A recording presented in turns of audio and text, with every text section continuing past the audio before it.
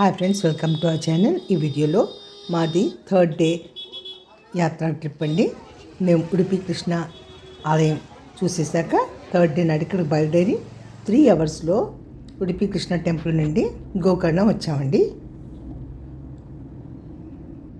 గోకర్ణంలో ఈశ్వర్ల వారి ఆత్మలింగం ఉందని మాకు తెలిసి స్థల పురాణం అన్నీ తెలుసుకున్నాక మేము ఫస్ట్ టైం ఇక్కడికి వచ్చామండి.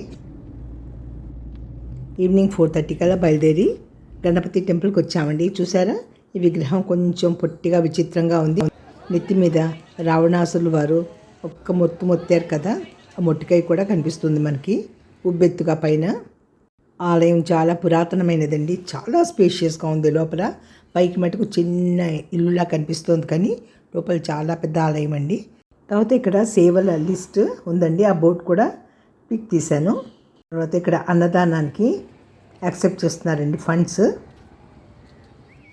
ఆత్మలింగం అంటే చాలా చిన్నది, మన బొటన వేలంతా ఉంటుందండి. దానిలో వారిని ఎప్పుడు అభిషేకం చేస్తూ ఉంటారు, మారేడు పత్రిను జలంతోటిను మనకి నీరు తీసి మనకు చూపిస్తారు. ఇదిగో ఇక్కడ ఉంది, దీన్ని టచ్ చేయండి అని. చిన్న లింగం అండి, ఉబ్బెత్తుగా ఉన్న బాల్లా ఉంటుందంటే. కానీ చాలా తృప్తి అనిపించిందండి. మేము 2-3 దర్శనాలు చేసుకున్నాము. ఇక్కడ కూడా లేడీస్కి సారీస్, షల్వార్ కమీజ్, ఓనీస్, లంగా ఓనీలు అయితే లంగా జాకెట్లు అండి. జెంట్స్కేమో ధోతి అండ్ కండువా అంతే. తర్వాత ఎంట్రన్స్లోనే ఉన్న త్రిభువన్ దాస్ లాడ్జ్లో స్టే చేసామండి. సరికొత్తది, చాలా నీట్గా స్పేషియస్గా ఉంది.